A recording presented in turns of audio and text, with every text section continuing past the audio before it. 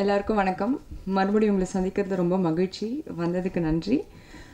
Thank you Shanta sir for giving me this amazing opportunity to work with you, and thank you Arjun and the entire cast and crew for the support, and thank you.